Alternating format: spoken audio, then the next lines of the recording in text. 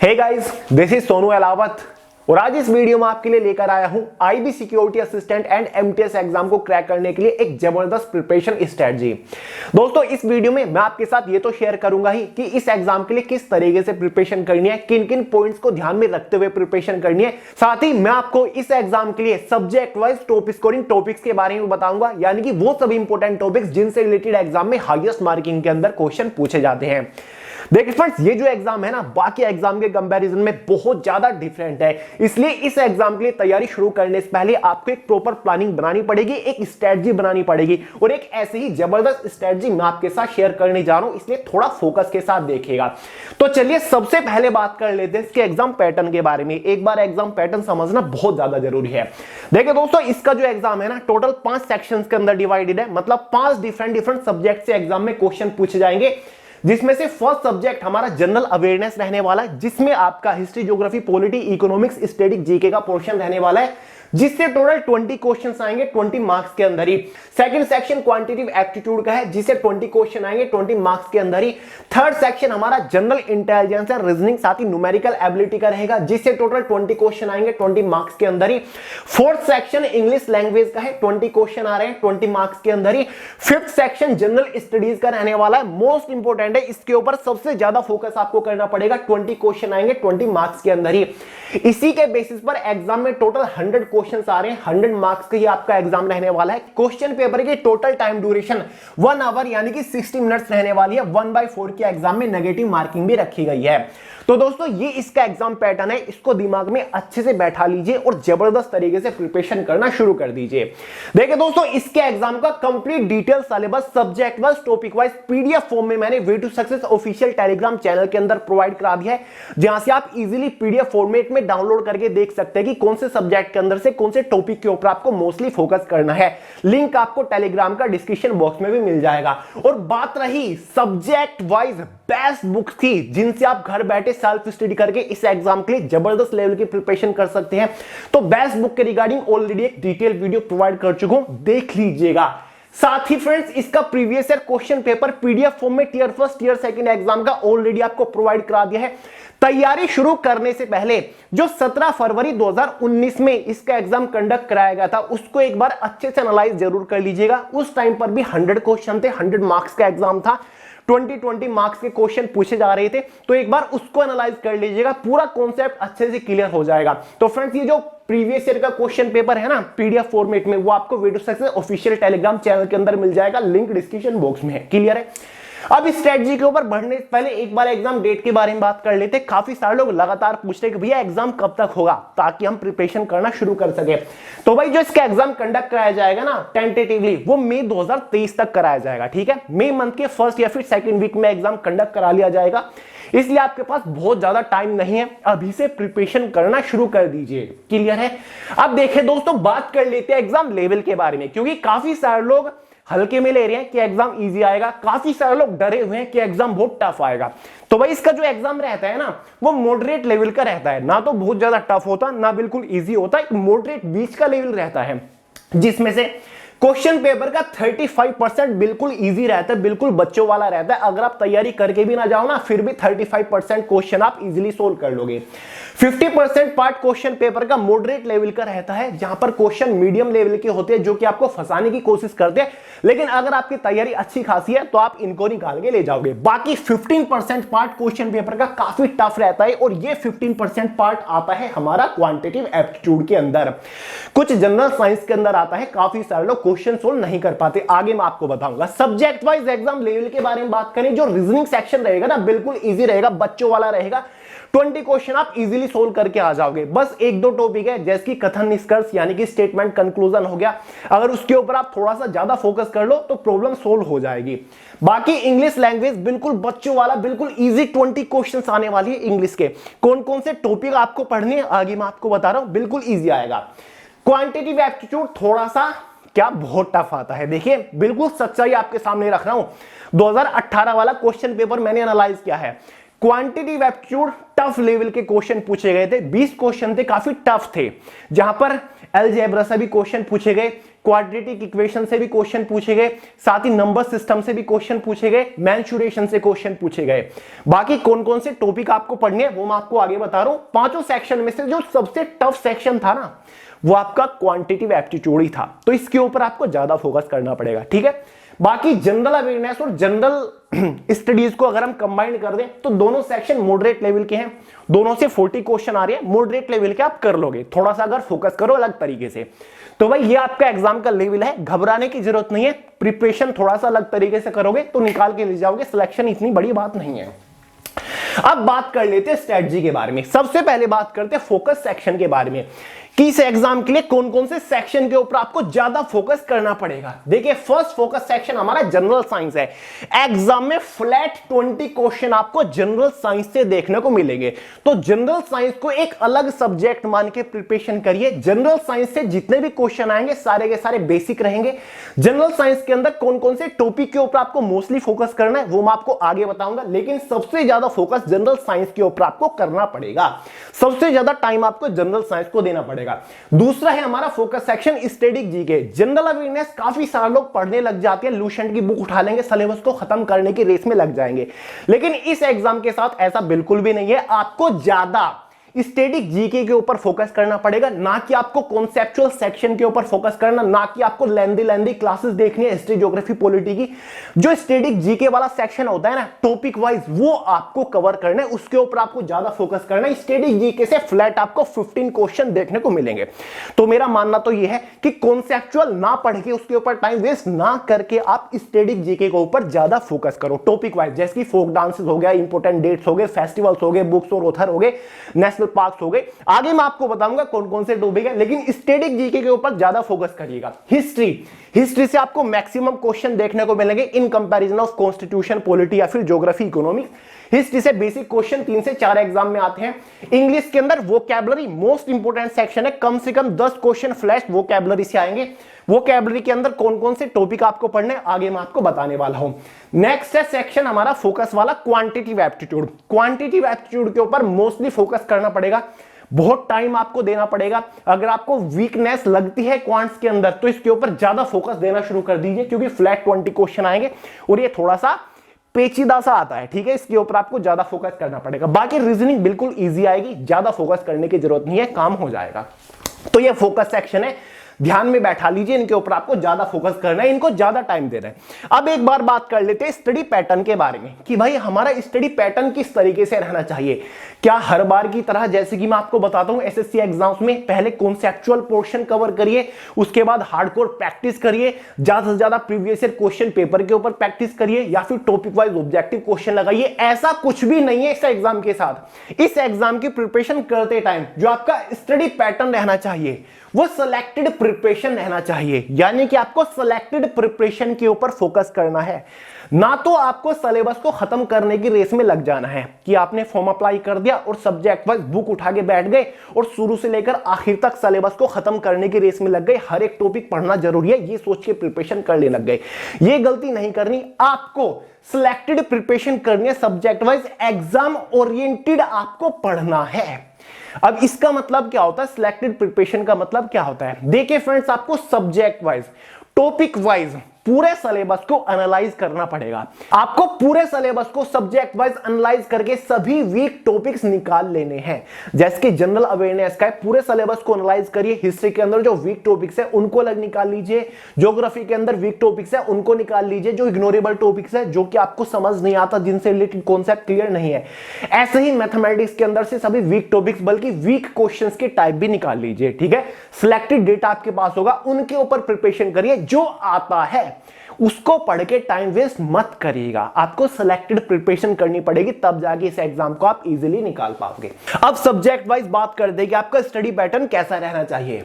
जैसे कि आपका क्वांटिटेटिव एप्टीट्यूड मतलब मैथमेटिक्स और रीजनिंग है, इसमें आपको टॉपिक वाइज और क्वेश्चन टाइप वाइज प्रिपरेशन करनी है। मतलब जैसे कि मैथमेटिक्स का एक टॉपिक होता है परसेंटेज, प्रतिशतता, उस टॉपिक को खोल के बैठ जाइए बुक के अंदर, उसको एनालाइज करिए, देखिए परसेंटेज के अंदर कितने टाइप के क्वेश्चंस पूछे जाते हैं। परसेंटेज के अंदर 8 से 10 से 12 टाइप के अलग अलग क्वेश्चंस पूछे जाते हैं, तो उन सभी टाइप के क्वेश्चंस को एनालाइज करिए। किस टाइप के क्वेश्चन आप सोल्व नहीं कर पाते, किस टाइप के क्वेश्चन में आप अक्सर उलझते हो, उसी टाइप के क्वेश्चन को अलग निकाल लीजिए और उसी टाइप के मैक्सिमम क्वेश्चन के ऊपर प्रैक्टिस करिए। उसी टाइप के क्वेश्चन से रिलेटेड आपको अपना कॉन्सेप्ट क्लियर करना है। इस एग्जाम के साथ ये फंड है कि आपको टॉपिक वाइज हर एक टाइप का क्वेश्चन सोल्व करना आना चाहिए। ये जरूरी नहीं है कि आपकी हार्डकोर प्रैक्टिस होनी चाहिए, हर एक टाइप का क्वेश्चन सोल्व करना आपको आना चाहिए, मतलब एक तरीके से कॉन्सेप्ट क्लियर होना चाहिए। क्लियर है? तो यहां पर आपको रीजनिंग में भी ऐसे क्वेश्चन टाइप वाइज आपको अलग निकाल लेने हैं, जैसे कि एम्बेडेड फिगर है, काफी सारे लोग इसमें वीक होते हैं, पेपर कटिंग एंड फोल्डिंग है, काफी सारे लोग क्वेश्चन सोल्व नहीं कर पाते, डाइस के क्वेश्चन सोल्व नहीं कर पाते, तो उन्हीं के ऊपर फोकस करें, ज्यादा जो ऑलरेडी पढ़ रखे हैं टॉपिक उनके ऊपर टाइम वेस्ट मत करें। ऐसे ही हमारा जनरल अवेयरनेस, जनरल स्टडीज के अंदर आपको फोकस ऑन स्टैटिक जीके के ऊपर फोकस करना है। टॉपिक आपको आगे बताऊंगा, कॉन्सेप्चुअल या फिर थ्योरेटिकल आपको नहीं पढ़ना है। काफी सारे लोग ल्यूसेंट की बुक लेकर बैठ जाएंगे, इतनी बड़ी बुक है, 3-4 महीने लग जाएंगे अगर आप शुरू से लेकर आखिर तक उसको खत्म करने लगोगे।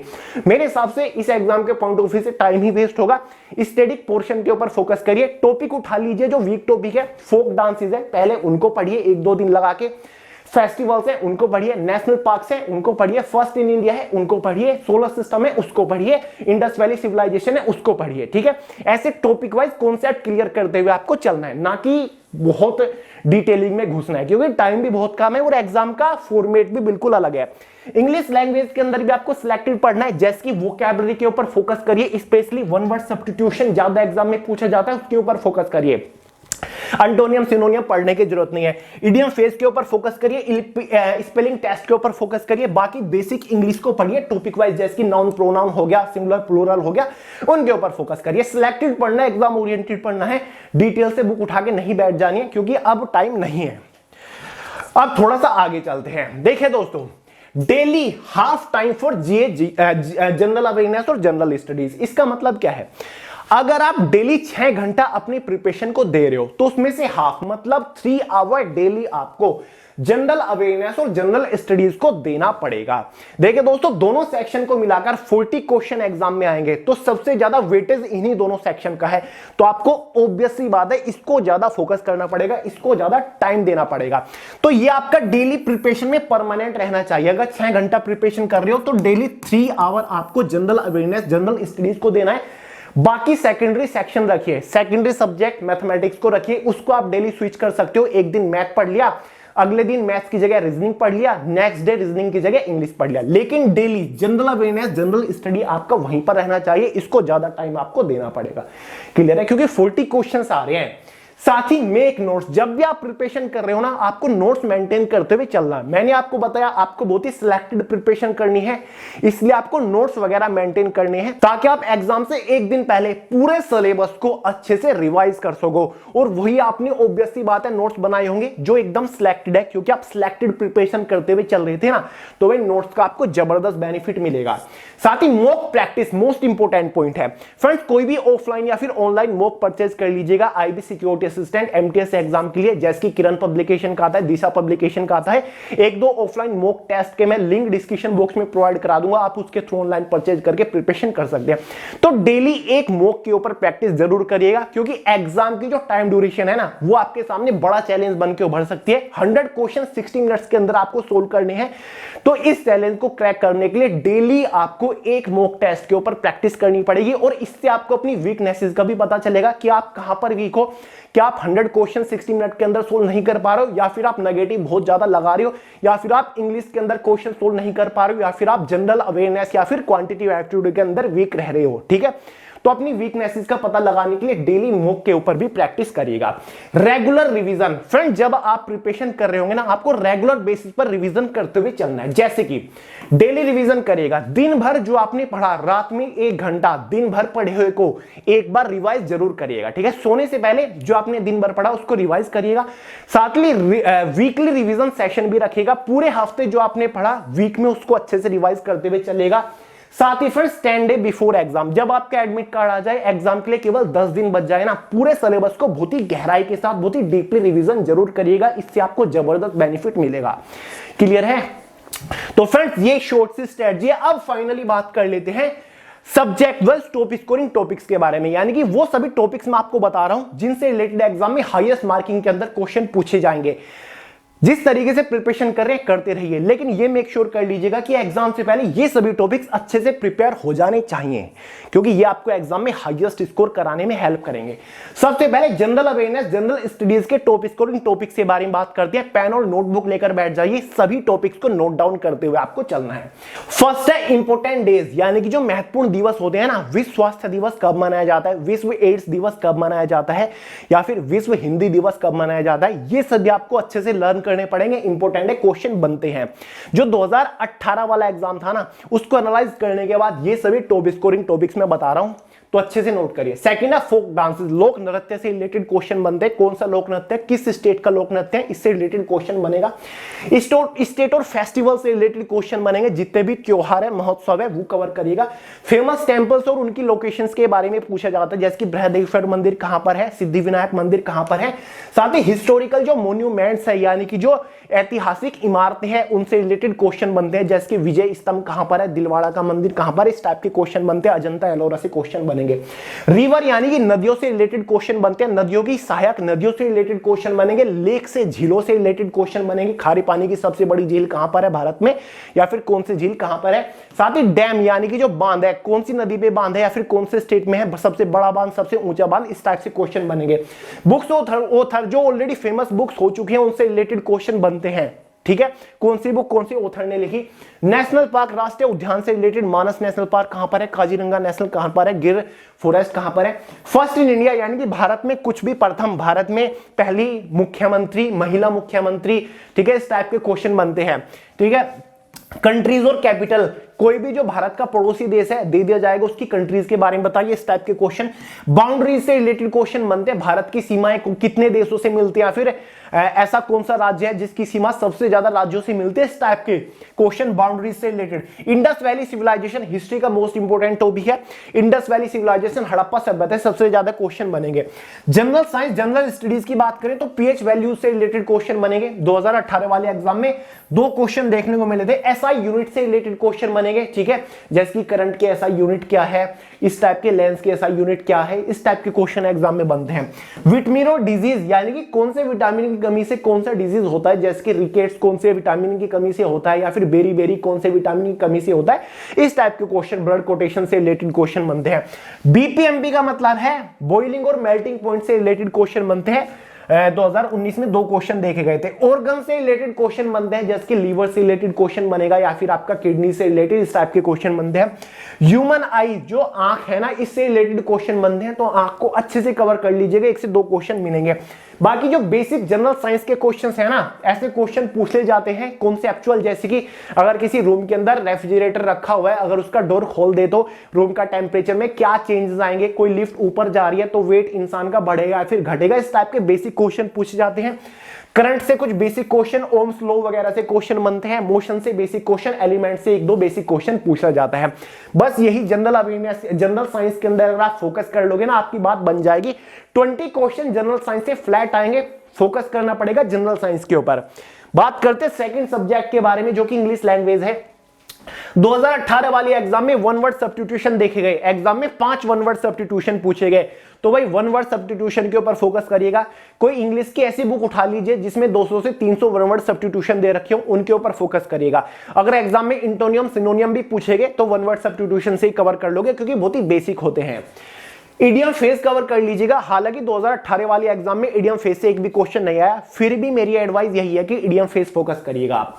स्पेलिंग टेस्ट से 5 क्वेश्चन पूछे गए थे 2018 वाले एग्जाम में, तो भाई स्पेलिंग टेस्ट को फोकस करिएगा। इसको स्पेलिंग एरर भी बोल देते हैं, या फिर स्पेलिंग चेक्स भी बोल देते हैं। फिल इन द ब्लैंक्स, 2018 वाले एग्जाम में 10 फिल इन द ब्लैंक्स पूछे गए, जिसमें आपको प्रीपोजिशन भरनी होती थी, आर्टिकल भरने होते थे, सिंगुलर प्लूरल से रिलेटेड क्वेश्चन।